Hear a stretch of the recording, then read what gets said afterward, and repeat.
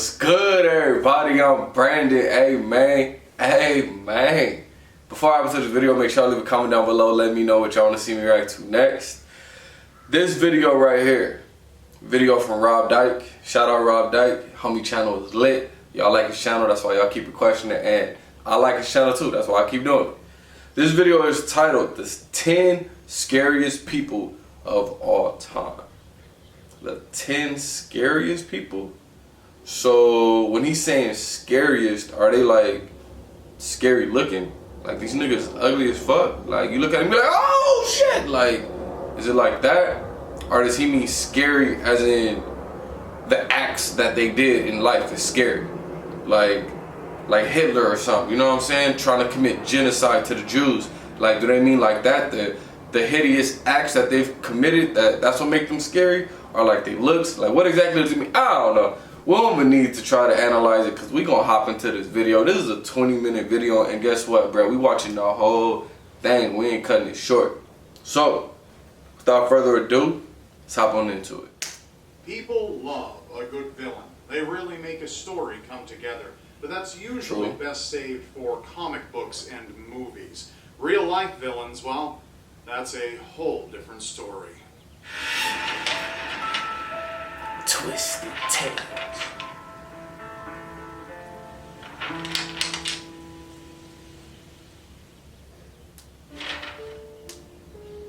The Blood Countess. Elizabeth Bathory, a Hungarian countess from the 1500s who was so brutal she was known by many as the Blood Countess. And it was for good reason. It seemed Elizabeth had a thirst for blood, a deep longing for it. And in a position of such power, Elizabeth was able to get it.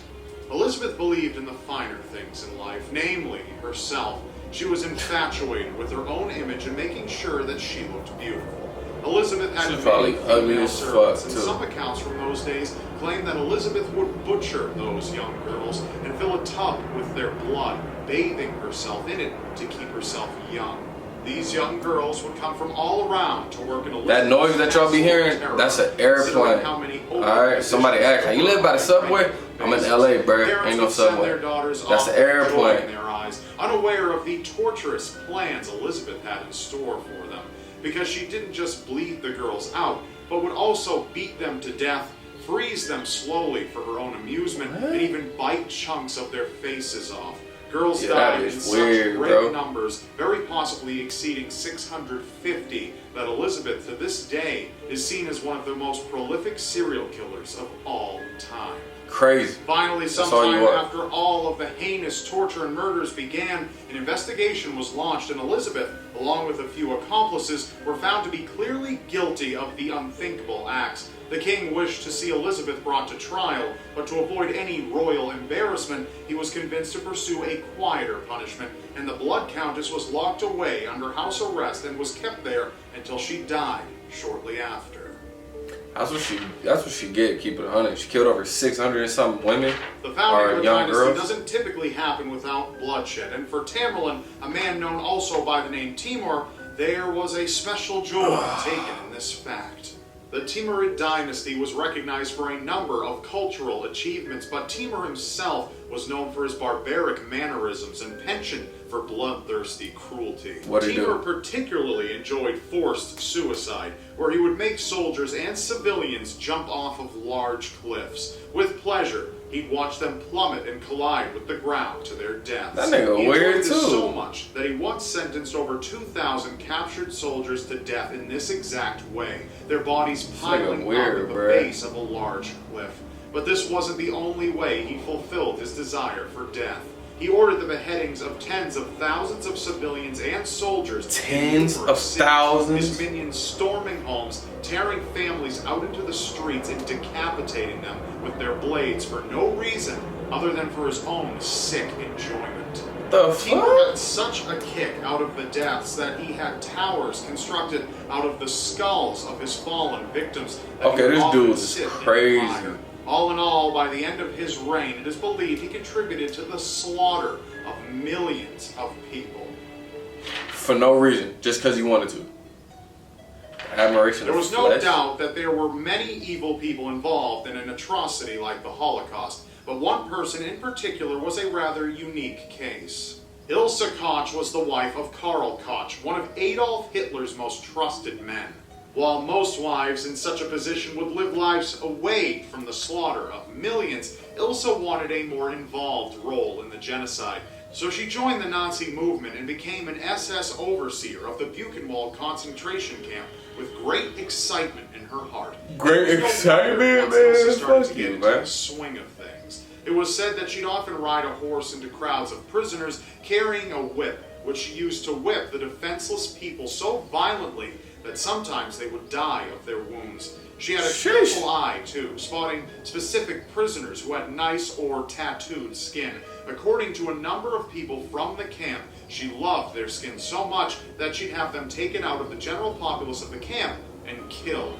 She'd then have their bodies skinned and their flesh tanned in order to make items for her, like lampshades or a handbag that she carried. She would make a handbag out of people's skin. Known as the Bitch of Buchenwald, and the bitch eventually faced the consequences for her crimes. She was sentenced to life in prison. She had one son with her husband who had been sentenced to death. Their son killed himself after the war, possibly after realizing the true extent of his family's horrors. But Ilse, being a rather promiscuous woman, managed to get pregnant by another man while in prison.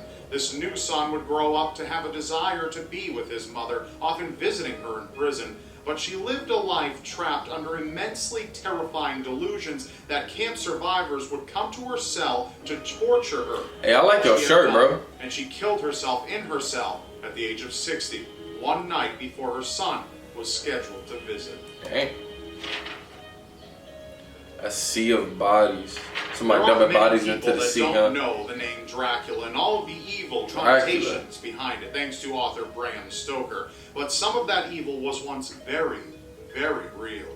And it was real. I didn't know Dracula was based on also true known events. as Vlad Dracula, and most notoriously known by the moniker of Vlad the Impaler, who was a 15th century ruler of Wallachia, a now historical region of Romania. Vlad was known well for his love of torturing, mutilating, and murdering people. Vlad was looked upon with high regard by many people for his militaristic finesse, but it was impossible to hide the terror that he had inflicted against so many people, including his own people. According to historical sources, Vlad had a very morbid methodology for executing people. So he really wasn't killing niggas, look. Beheading them or ripping out their bowels, sometimes by boiling them or flaying their skin. But they didn't call him Vlad the Impaler for nothing, because impaling was his most beloved form of murder. It's said he once impaled over 20,000 invading soldiers of the Ottoman Turks. When the second wave of soldiers came, they witnessed a forest of the dead, all suspended in the air on gruesome bloody poles, and they promptly turned and retreated back home. I would have too if I would have seen that. Vlad would often eat within the forest of his impaled victims and would sometimes dip his bread in their blood. One account from Vlad's time warned of his cruelty, saying he let the children be roasted, those their mothers were forced to eat. And he cut off the breasts of women, those their husbands were forced to eat. After that, he had them all impaled. Vlad died fighting between December of 1476 and January of 1477.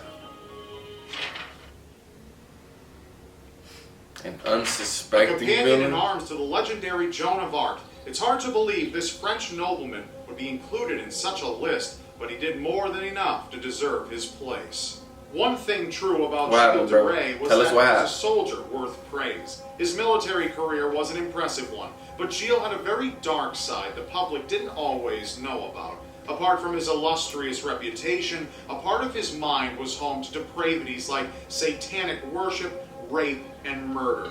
Gilles began luring in peasant boys to work at his castle as pages, and the horrors that awaited them weren't realized until what did he do to these little boys? Gilles would aggressively sexually assault the boys and then either slice their throats or bash them in the neck with a club until their necks snapped. But every now and again, Gilles enjoyed cutting off their heads or their limbs. Sometimes he'd even pick up their severed heads, blood still dripping, and kiss them. Eventually, Gilles' terror was brought to an end after an investigation was launched against him after he had attacked a priest over a land dispute. In the end, he admitted to killing as many as 140 children, though it's believed there were more. For this, he was hanged and then burned in October of 1440. The little girl murder. That's a killer little of girl children going is around killing always seen niggas. as one of the absolute worst types of people. Teaching children to avoid strangers is a direct result of the horrific things some people would do to them. Tsutomu Miyazaki was a mild-mannered man. He killed He was little well girls. put together and polite, a seemingly nice part of any community. Shit, A friend who awesome. would have little trouble enjoying the company of. But that was only during the day. At night after work, Tsutomu had a much different way of thinking.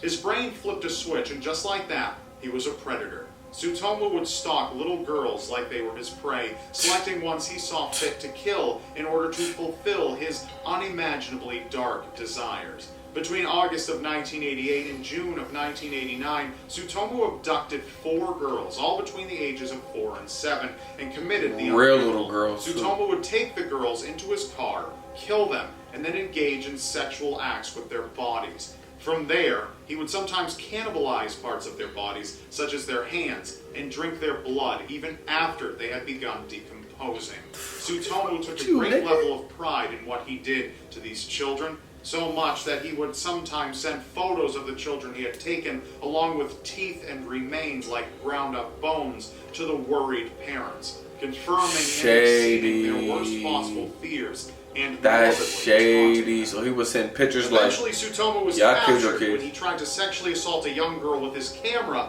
in front of her father. For his With his horrific acts, he was camera? sentenced to death and died by hanging on June 17, Yeah, he deserved that. 2008. Yeah, he Tsutomu deserved that. believed after he was captured that the murders were an act of benevolence. man, get your crazy ass out of here, bro.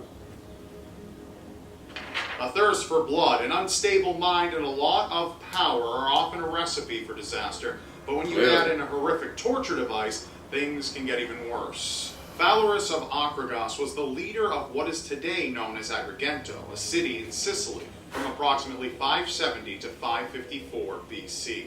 And he was known as an effective leader who brought a lot of prosperity to his people. His rise to power came swiftly, but some people weren't comfortable with this, especially a legendary poet by the name of Stesichorus. It didn't stop Valorous from achieving his power, and he soon became known not as a good leader, but a tyrant. Valorous is perhaps best known for his execution method, referred to as the Brazen Bull. Designed by a Greek artist named Perilos, this device was a large metal bull statue that was hollow in the belly and had tubes running from the inner chamber to the mouth and nose of the I heard bull. about this The before. chamber had a door that would allow people to be shoved inside. Yep, and then you heat 'em walked up. in.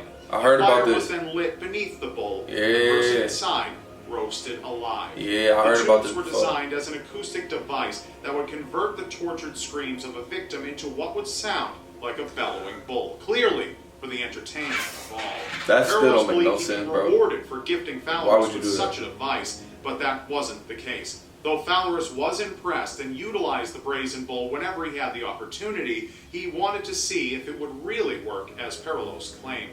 So he had Perilos, much to his dismay, thrown inside, and the fire was How you blown. gonna have a dude that made it for Perilos you, and began you gonna to throw him in cook there, and throw him in there, scream, and Valorous was delighted test that it the out on Brazen him? Bull worked as advertised. He was so Shady. delighted that he had Perilos pulled out, burned, but alive. This didn't last long, however, as Valorous had Perilos thrown off of a cliff to his death right afterwards. While the Brazen Bull Why, was the bro? torment he was He most made known it for you. he was also Wow. known to cannibalize people's newborn babies, This among nigga many eating other infants, atrocities. bruh? Eventually, he was overthrown and, in a form of poetic justice, was executed in his very own Brazen Bull. Revenge of a king. A leader's ability to inflict terror on an enemy is a crucial factor. The threat of power is sometimes more effective than the use of power. For one Chinese statesman, this reached a particularly petrifying level. King Gojian was a man fueled by revenge. When Gojian's father was killed, an enemy kingdom launched a vicious attack and defeated Gojian's kingdom and took him captive. He lived in captivity until eventually proving himself subservient to the king. Eventually, the king released Gojian and allowed him to return home under the assumption that he would continue to be a loyal servant. But he had much different plans in mind. Gojian built his strength and waited for the perfect opportunity to launch an attack on the king that crushed his kingdom 10 years prior. Gogion's former captor, furious by the betrayal, sent his forces to meet with Gogion's in battle, a battle that would prove to be anything but conventional. From the lines of Gogion's soldiers emerged the first wave of sorts. A line of men stepped into the battlefield, staring intently at the enemy forces before drawing out their blades, screaming and cutting their own throats, spilling blood all over the grass and themselves before dropping dead. After that, another wave was sent, and those men howled and cut their throats as well. And after that, another was sent. The enemy soldiers Why are your soldiers killing themselves? Witnessing. Soldiers cutting their own throats for seemingly no reason. How are they supposed to fight an enemy so willing to die? But as they contemplated, Gogion had more forces approaching from behind. But that shit is still stupid. And now with soldiers on both sides, the enemy forces were overwhelmed as Gogion's soldiers crashed in and crushed them.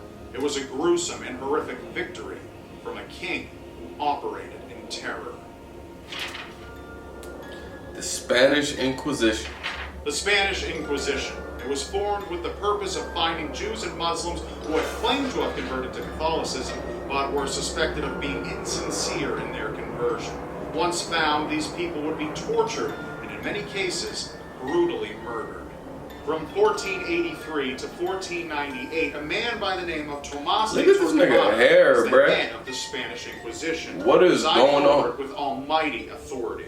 And under this authority, the tribunal submitted many seen as non-believers or heretics to extensive forms of torture in order to force a confession.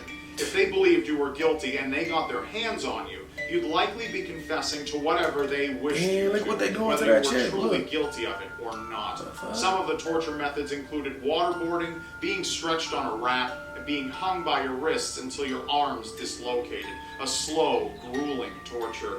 Tomás took it upon himself to reorganize the Inquisition, giving them more rights to torture over even the slightest of offenses. Tomás was also a rather intolerant man, like so many in those days. He ordered the expulsion of thousands of Muslims, Jews, and even black people because he believed they tainted Spain's spiritual view.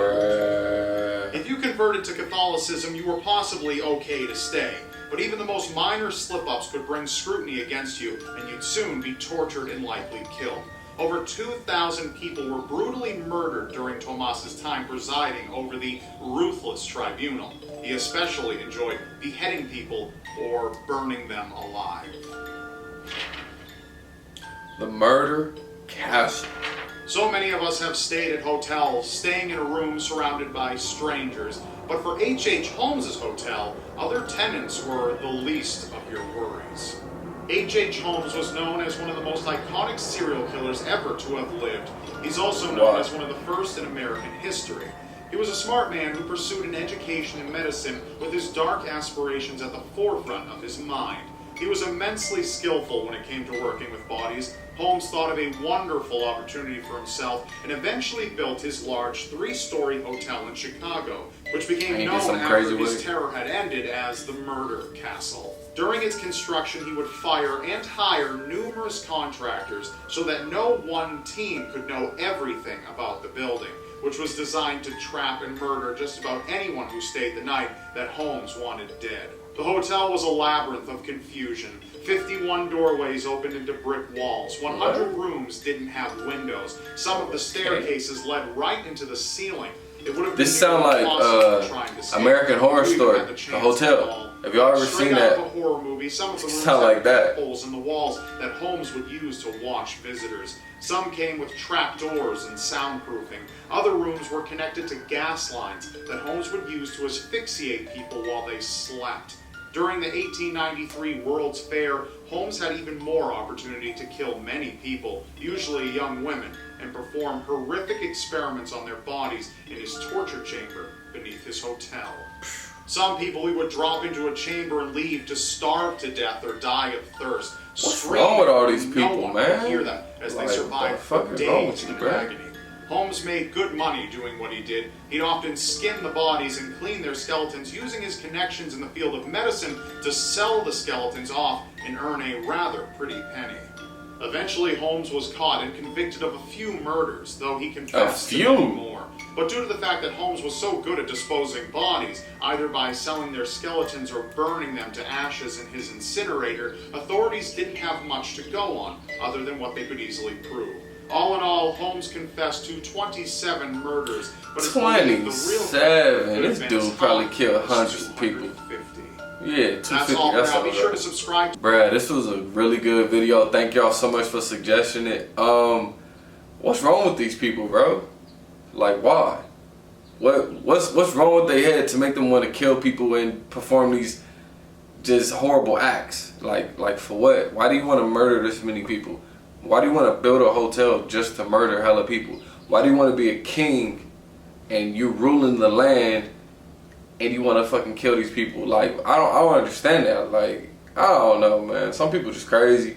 Maybe it's like a mental imbalance. Maybe they have like mental health issues or some shit. I don't know. But anyway, this was a great video from Rob Dyke. Like always, let me know what y'all thought down in the comments below. Don't forget to like, comment, subscribe. I'll see y'all next time, bro. Peace.